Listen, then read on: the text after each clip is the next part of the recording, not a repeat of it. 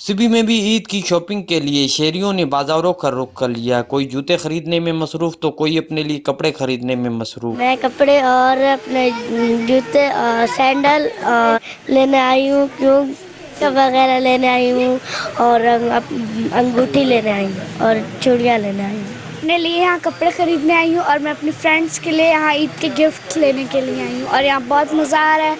मैंने ज्वेलरी ली है, मेकअप का सामान लिया और अपने लिए कपड़े भी लिए हैं कि टेलर की दुकान पे बहुत रश है, इसलिए वहाँ कोई भी कपड़े वो सी के नहीं दे रहे। अब मैं जूते और चीज़ें लेने आई हूँ, यहाँ बहुत ज़्यादा महंगे हैं, लेने की वो ही नहीं है, फिर भी ले लिए और बहुत सारा सामान हमने ले लिया। यहाँ पे मुझे बहुत मज़ा आया। हम लोगों ने बहुत सारी शॉपिंग की है, मैंने बहुत ज़्यादा शॉपिंग की। यहाँ पे बहुत मज़ा आ रहा है। यहाँ पे रश इतना है बहुत ज़्यादा है। आज पूरा सिबी की शॉपिंग मॉल बहुत ज़्यादा भरे हुए हैं। इतना मज़ा आ रहा है। कल ईद है, मुझे बहुत ज़्यादा खुशी हो रही है। जी, मनमानी लगाई हुई है यहाँ दुकानदारों ने, शॉपिंग सेंटर वालों ने। जो ऊपर से 50 की चीज़ आ रही है वो 500 रुपये में यहाँ बिक रही है, दे रहे हैं लोगों को।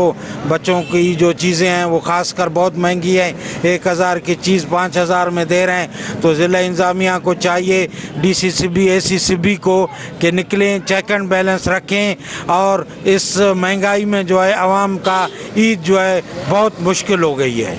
खवातीन समेत बच्चे भी अपने लिए मनपसंद जूते और कपड़े चूड़ियां खरीद रहे हैं। शहरियों का कहना है कि बाजार में पिछली ईद पर जो सामान 100 रुपये में मिलता था अब वो 300 रुपये में मिल रहा है। दुकानदार अपने मनमानी रेटों पर सामान फरोख्त करके अवाम को दोनों हाथों से लूट रहे हैं। ज़िला इंतज़ामिया नोटिस ले। कैमरा टीम के साथ रिपोर्टर ज़हूर मक्सी, साथी रिपोर्टर यार अली के साथ वॉइस न्यूज़ सिबी।